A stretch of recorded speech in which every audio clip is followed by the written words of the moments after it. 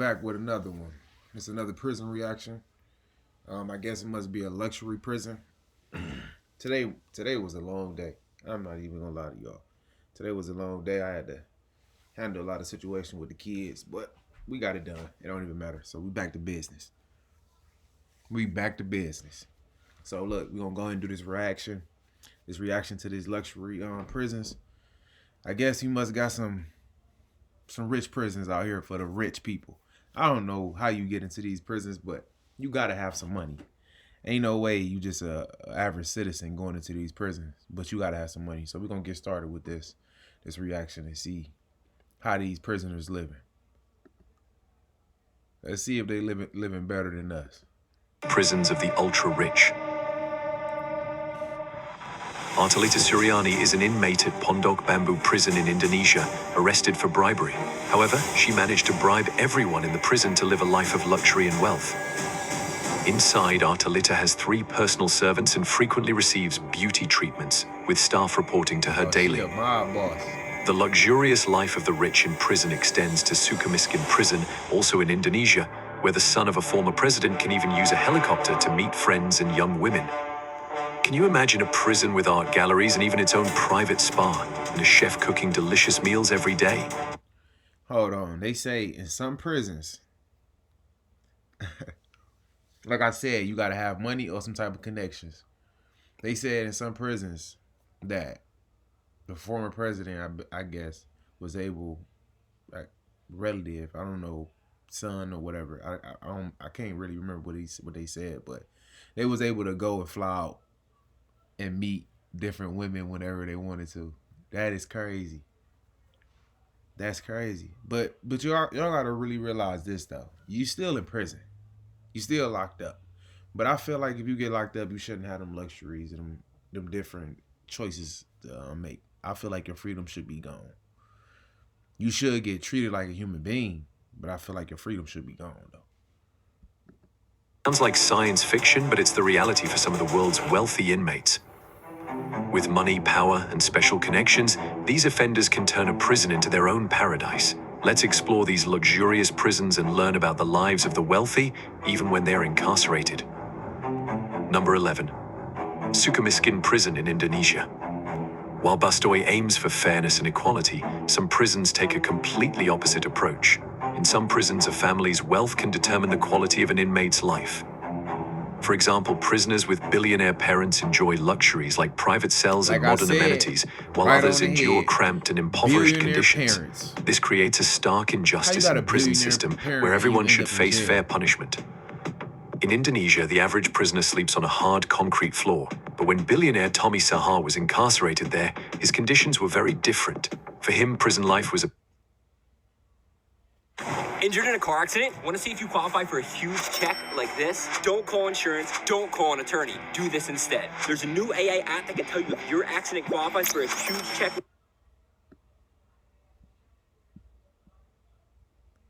Was a paradise as he lived in an air-conditioned cell with a TV and a view of the garden outside. To understand why Tommy Sahar received special treatment, you should know 2 things about him. Tommy is the youngest son of a former Indonesian dictator. His father ruled the country for 32 years and stole billions from state funds. Tommy grew up wealthy and spoiled and was sentenced to 15 years in prison for attempting to pay 2 assassins to kill a Supreme Court judge. Despite the high-profile conviction, he only served 1/3 of his sentence. Unfortunately, Tommy's father was no longer president when Tommy committed his crime, and all their wealth and power could not save him from prison. However, inside, Tommy's wealth meant he was treated like royalty. His cell had a soft carpet so his feet wouldn't touch the cold ground. It had 3 rooms like a small apartment, including an entrance, a room, bribing the guards with thousands of USD. More seriously, Ali Imran, a perpetrator in the 2002 Bali bombings, was found sipping coffee in a Starbucks in Jakarta in 2004 while serving a life sentence. According to BBC, reporters saw him laughing and chatting with police in the cafe. Former official Mokhtar Muhammad was also caught dining. We gotta go back. Tommy was even allowed to use a helicopter to frequently visit his girlfriends. In mid-October to December 2016, a Tempo reporter photographed him. Now look, this is what I wanted to say. My bad for what I just did, but this is what I wanted to say. These are some spoiled brats. His dad is a billionaire. Was a leader. And he trying to get a judge killed. His son. That's one thing about when you become rich, man. You don't know how your kid's gonna turn out. It's ridiculous, man. I don't got no rich parents though. It's ridiculous. It's just ridiculous to me. Leaving the prison in an ambulance with sirens blaring. Just hours later, one of the inmates was seen stepping out of a luxury car at an apartment building in Bandung, holding hands with a young woman. According to a former inmate, these outings often had a medical treatment cover and cost around 1,000 USD. Additionally, his daily meals featured a variety of flavors and different dishes every day. Thanks to his money, Tommy enjoyed a view of a beautiful courtyard with a fish pond from his cell, while other prisoners had to share their cells with 10 people. Inmates convicted of corruption at Sukamiskin prison can choose a special service package to live in well-equipped cells with freedom of movement, priced between 200 million to 500 million rupiah, 13,000 to 35,000 USD.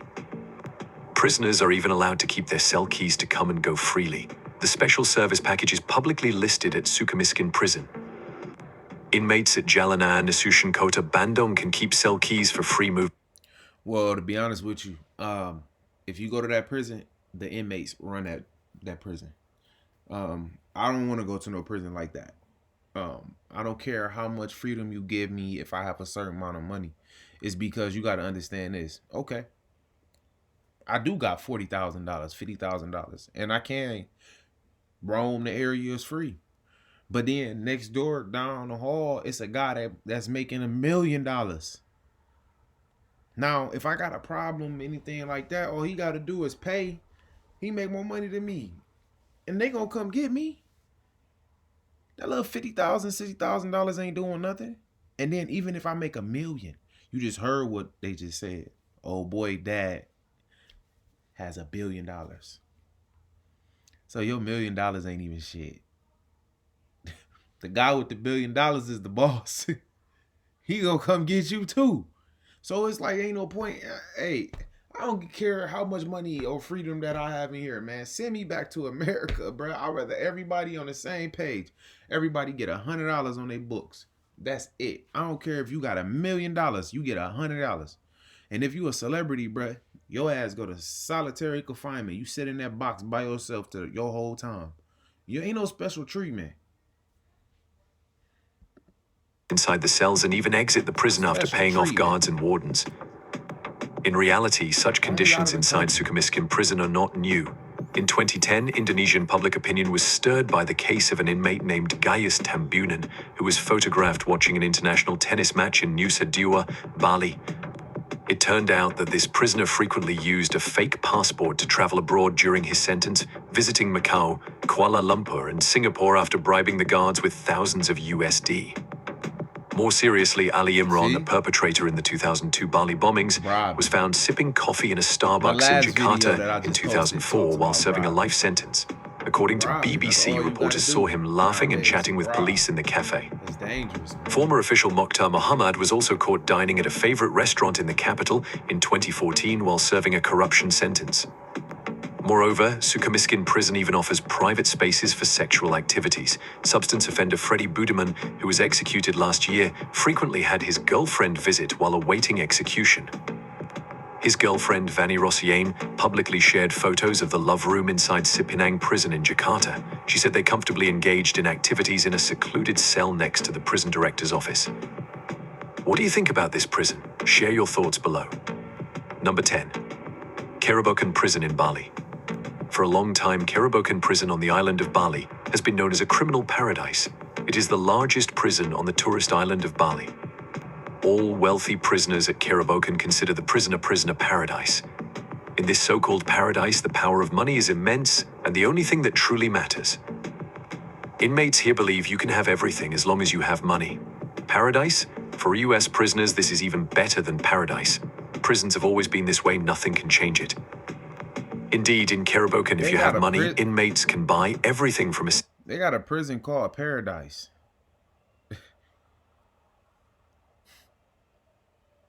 I wonder what their crime rate is over there. Prison called paradise. That's crazy. Like food, soap, shower gel, shampoo, and toilet paper to televisions, kitchen utensils, and private bedside lamps. Some people even go through the main gate accompanied by guards in a proper manner. The prison guards also accept money to provide sexual services in the restrooms, catering to inmates who have money and status. If lucky, one might see 3 of the Bali bombers from 2002 enjoying tropical fruits with heroin dealers from Australia behind bars. Of course, obtaining such luxuries requires a significant amount of money. In contrast, poor prisoners live in squalor and hunger, while the wealthy enjoy a life of luxury, complete with servants. And this is why this world messed up, man. Did he just say he in jail eating fruits with a heroin dealer?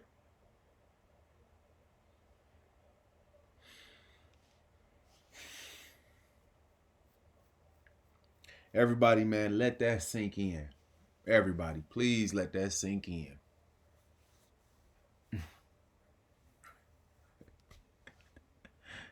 Hey, this world ain't gonna never have peace. Ever.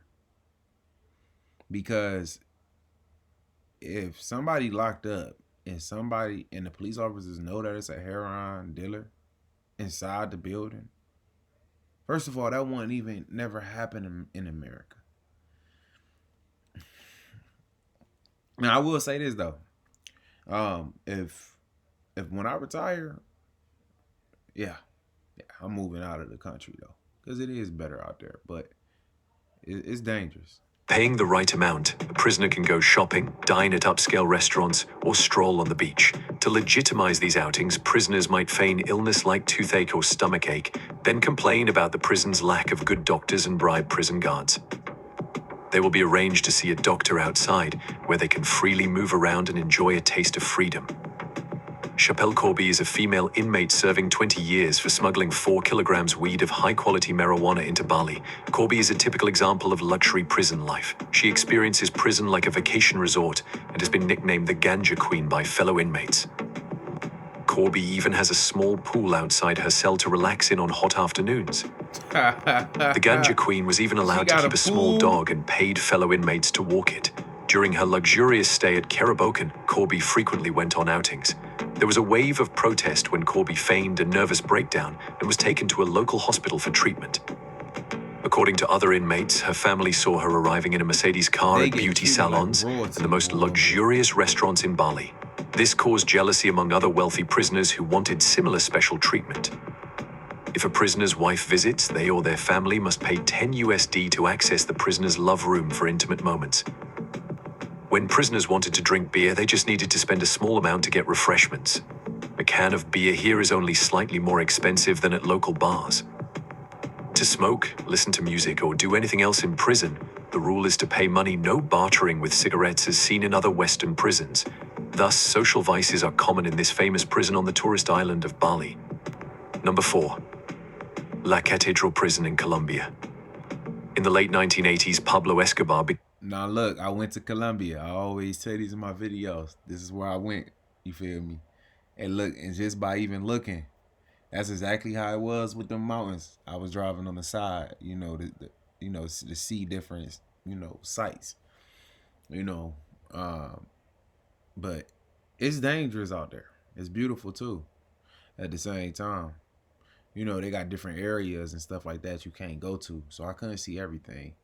But we about to see what they talking about. The richest and most notorious substance lord in the world. However, with his fame and immense wealth came the attention of both the US and Colombian governments. After years of evading capture, exhausted and seeking to end his life on the run, Escobar negotiated his surrender on the condition that a special prison be constructed for him, where he could serve his sentence in comfort and safety.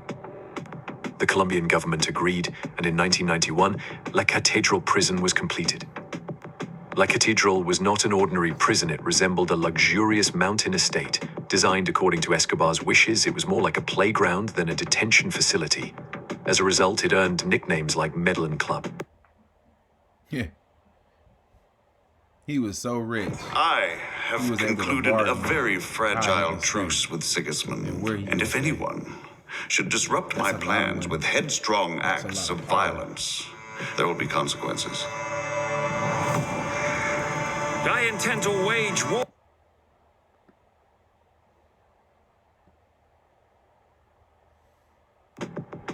Or Escobar Hotel, with people joking that it offered not maximum security but maximum comfort. Inside La Catedral, Escobar enjoyed opulent amenities such as a private kitchen, bathroom, gym, soccer field, bar, and even a waterfall. His room had a circular bed, a 60-inch TV, and a bathroom with a jacuzzi. To celebrate his 42nd birthday, Escobar threw an extravagant party there.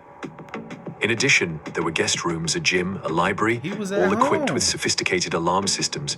Weekly trucks arrived at the prison to deliver supplies for Escobar and his entourage. His family, friends, and associates visited him several times a week.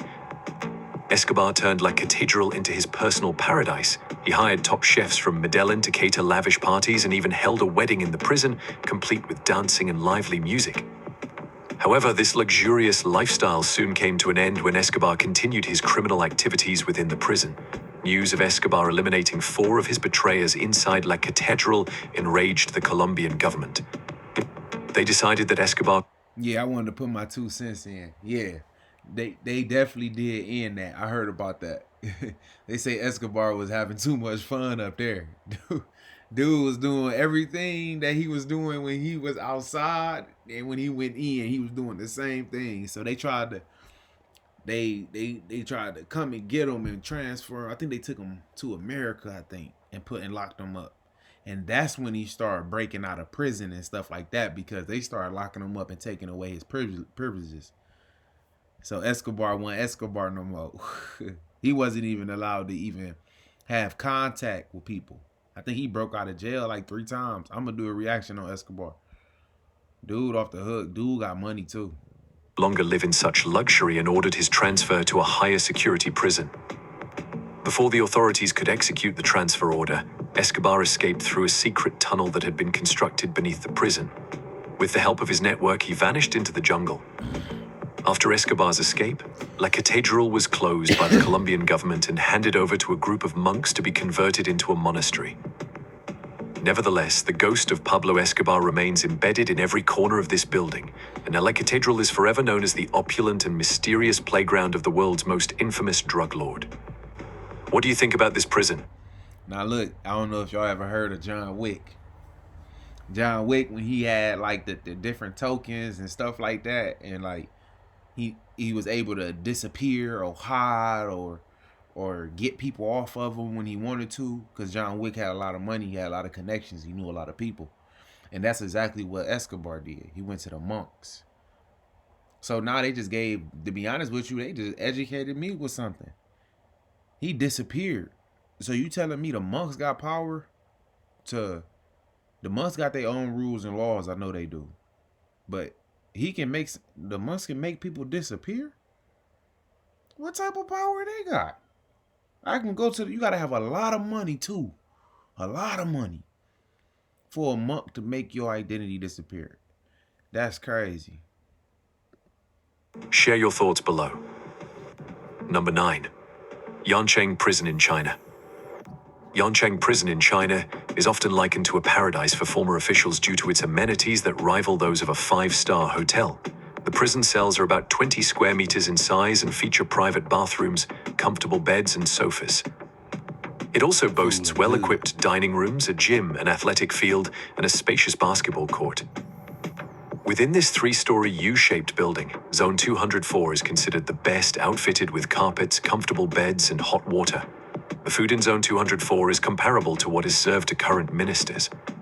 Watching TV is a daily routine for the inmates. Yancheng Prison also has vegetable gardens and fruit orchards where inmates can grow cabbage, peaches, and apricots. Chinese media have previously revealed that inmates are served ethnic specialties in the canteen and often enjoy musical performances. Inmates can reduce their prison sentences by performing well in regular basketball games held at Yancheng Prison. Soccer is also a popular sport there, as it houses 10 former officials and players convicted of bribery related to match fixing in 2012. For example, I'm sorry, but if whoever go to these prisons, if they came to my house and stayed here for a week, they'll think this shit is hell. They'll think this is prison. And they'll think all this shit I got in my house is straight prison. It's hell. It's the worst of the worst. Because the way they living in there, I want to go there. I'm not even going to lie to you. I want to go. Shit, how much it costs for me to go? I bet I can't even afford to go there, can I? I can't even pay to go there. That is crazy. You can't even pay to go there. Egg Zedong, a former Chinese official who lost his position in 1995, once went on a hunger strike to protest poor food, according to a recent book by Yao Jianfu, a retired scholar who interviewed Chen.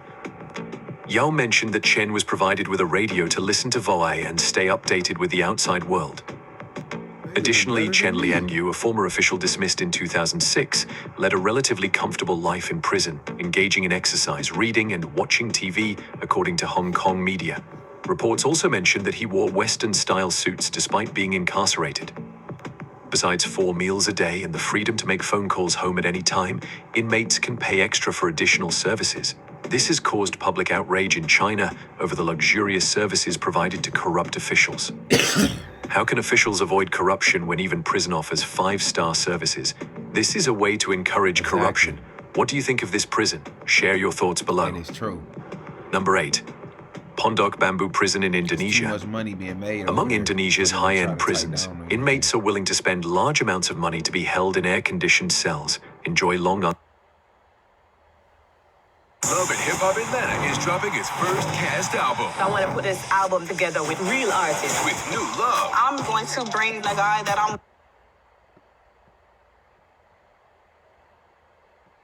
long unsupervised trips, or attend all-night parties. In 2010, an international scandal erupted when a film crew unexpectedly uncovered the luxurious lifestyle of businesswoman Artalita Suryani at an Indonesian prison. Suryani was sentenced to 5 years in prison and had bribed prosecutors with $600,000 USD in a lawsuit against her.